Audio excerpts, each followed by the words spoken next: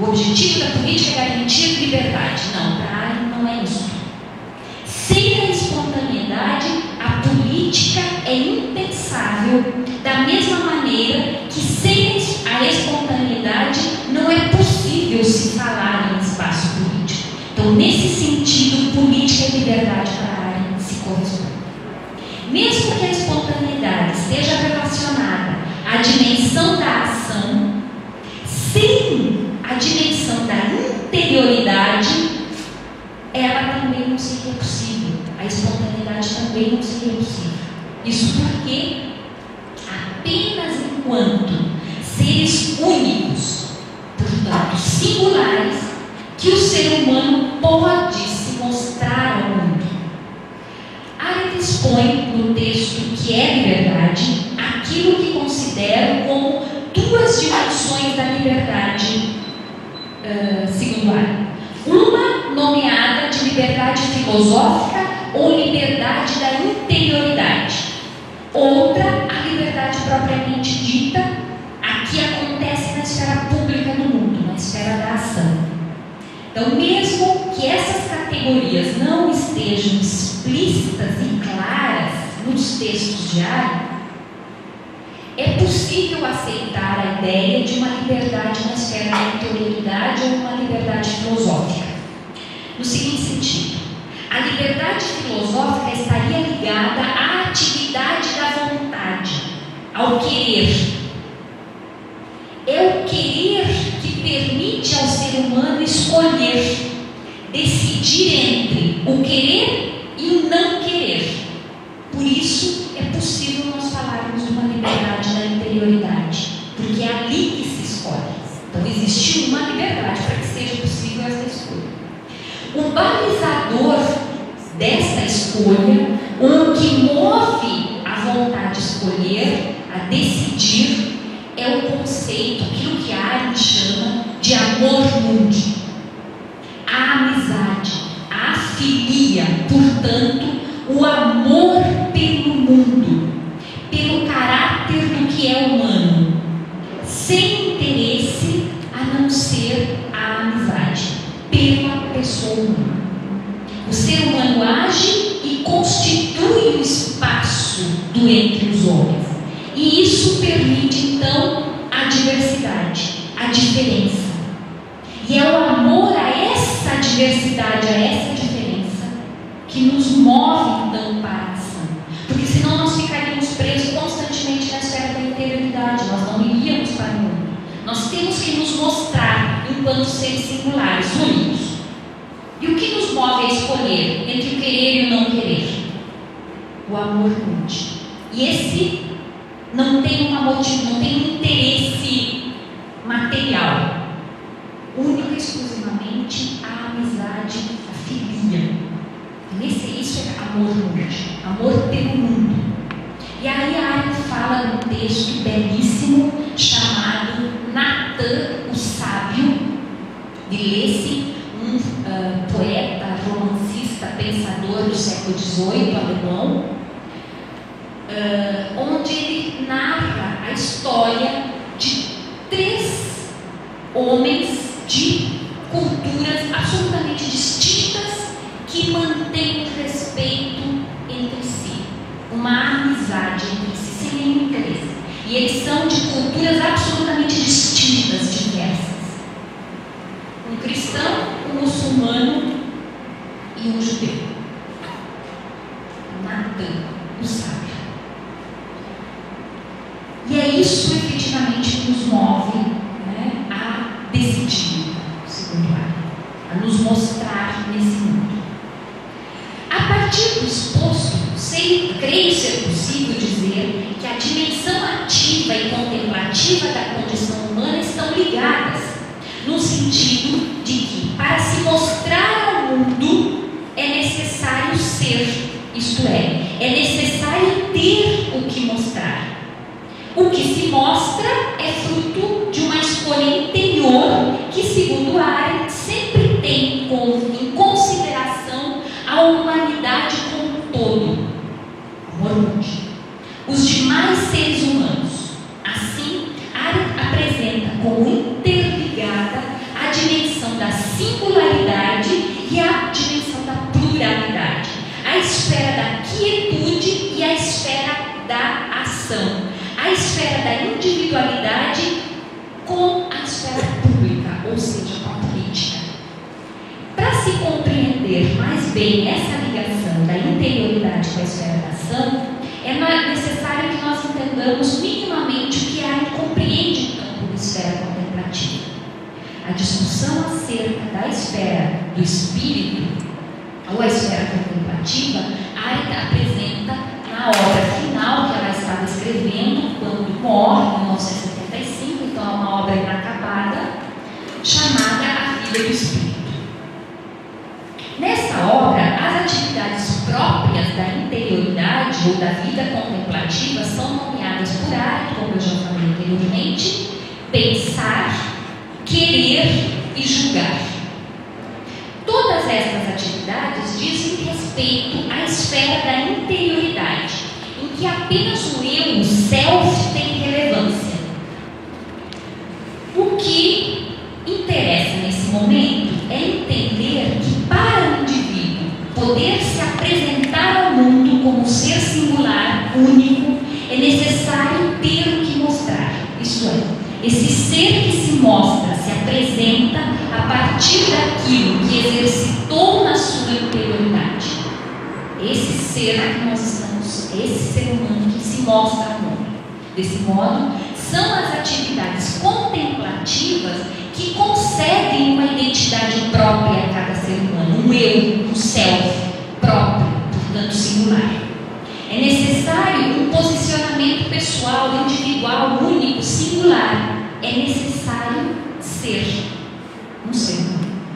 A individualidade é gestada em silêncio, em reclusão, na dimensão em que se estabelece as três atividades do espírito: o diálogo silencioso do eu comigo mesmo, no caso do pensar, onde nós temos todas as possibilidades de estabelecimento de relações, de ponderações, de ideias, de relações, enfim, o pensar é pensar. Se pensa, se há de infinitas possibilidades na dimensão do pensamento. Pensar é esse exercício efetivo, esse diálogo do eu comigo mesmo. A possibilidade de fazer escolhas, de optar, em que aparece então a liberdade filosófica, pois o que comanda é a vontade, o querer, porque é o querer que escolhe. E o posicionamento efetivo, o julgar, o árbitro, que tem como referência os juízos possíveis de todos os seres humanos. Aquela ideia de imaginação do Kant. Então, da mesma maneira que o que se mostra nada mais é do que quem cada um é, ou seja, a individualidade, a pessoa, a personalidade humana, existe um local próprio de apresentação. E esse local de apresentação é a esfera pública do mundo. Assim, apenas na esfera pública que se efetiva verdadeiramente esse eu que foi gestado na individualidade, na interioridade. Em confrontação com os demais eus que também se apresentam a esse mundo público, pode-se efetivar o eu de cada um. Pode-se afirmar quem cada um é na sua singularidade, na sua individualidade. Então, eu preciso do outro, dos demais, para afirmar quem eu sou, para garantir quem eu sou. Porque eu, na minha interioridade, eu posso pensar muitas coisas, diversas coisas. Para me mostrar, para me lançar no mundo, eu tenho que me mostrar como um. Senão, eu sou esquizofrênica e vocês me internam, né? Eu tenho que me mostrar como um. Mas na esfera interna, eu sou vários. Mas, quando eu me mostro como um, o que está ao meu lado? Qual é a função do que está ao meu lado? Afirmar aquilo que eu sou. Eu estou vendo uma árvore. O outro, eu também estou vendo uma árvore. Então, essa árvore não é fruto do meu delírio. A singularidade própria de cada indivíduo é afirmada no momento que esse eu se apresenta no mundo. A esfera pública do mundo adquire assim uma importância fundamental e pode-se entender o significado da afirmação que eu apresentei anteriormente acerca da ideia de uma coincidência entre ser e aparecer. Lembra no início? Eu acho que é essa a dimensão que a Arendt está discutindo. A Arendt entende que os seres humanos são singulares e plurais ao mesmo tempo.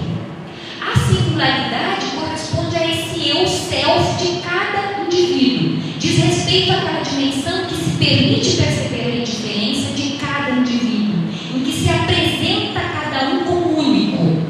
No estar só, na quietude, o eu dialoga consigo mesmo, constituindo-se dois, o eu e o eu mesmo.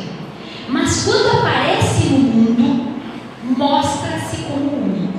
E essa singularidade está relacionada com a pluralidade, pois se consegue percebê-la quando se está em companhia dos outros eus, dos outros céus.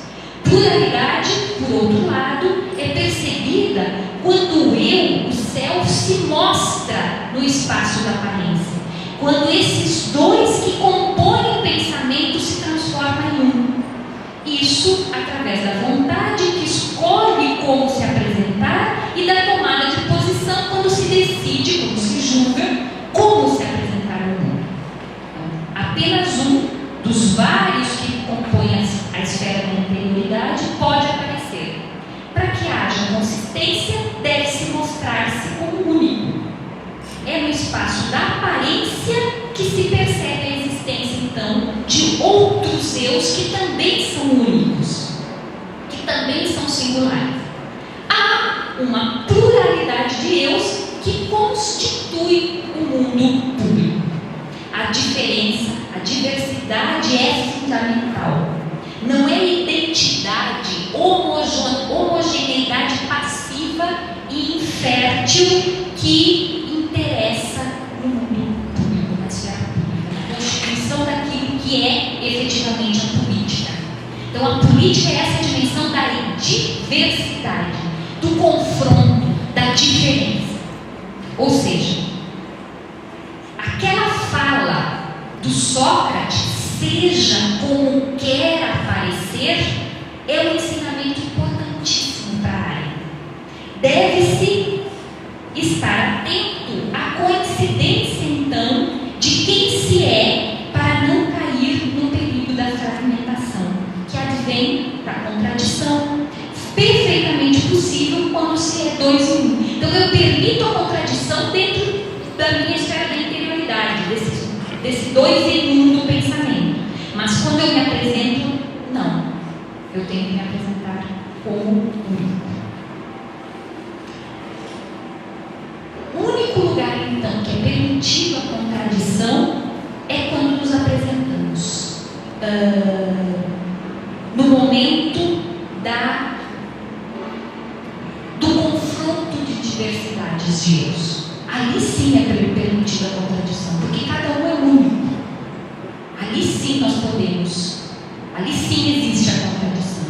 Ela é necessária, ela é fundamental, a diferença é fundamental na esfera pública. Só que essa diversidade, ou essa possibilidade do ser humano mudar de opinião, alterar aquilo que ele é, perturba qualquer tipo de regime que queira total, que se queira absoluto. Então, o que incomoda é essa possibilidade do ser humano mudar, do ser humano mover, do ser humano alterar, mudar de opinião.